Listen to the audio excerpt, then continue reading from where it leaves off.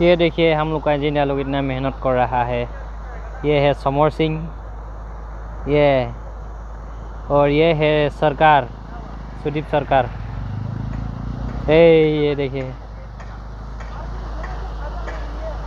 यहाँ में कटिंग कर दिया है, ऑलरेडी कंप्लीट हो गया है। इधर सार्की के लिए पूरा काटना है और इधर अनंत पूरा इसका पिन खुल गया है, मतलब रोड टूट गया है। अभी तो ऑटो लेवल ये ब्रेकार हमारे गोपाल दा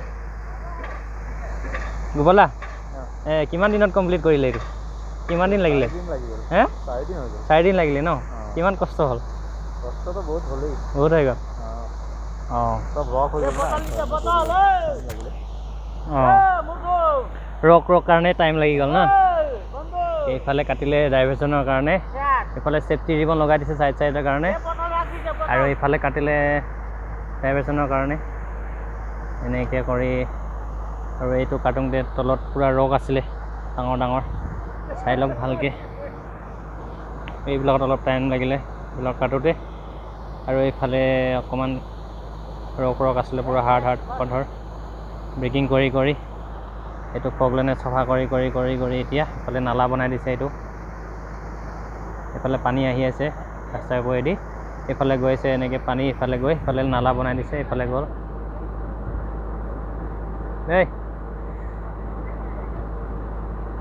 এইফালে এইটো নলা এনেকে গ'ল এইফালে এইটো মেচিন চলি আছে। এইটো 6x6 কালভাৰ্ট বনিব, এতিয়া মেজাৰমেণ্ট এইটো মাৰি আছে। কাটিং অ'কে হ'ল নে নাই, অলৰেডি হৈ গ'ল বুলি কৈছে আৰু চাই থাকিব আগৰ ভিডিঅ' নেক্সট ভিডিঅ' পাবৰ কাৰণে ভালকৈ চাই লওক। তো কাটিং কৰিছে 6x6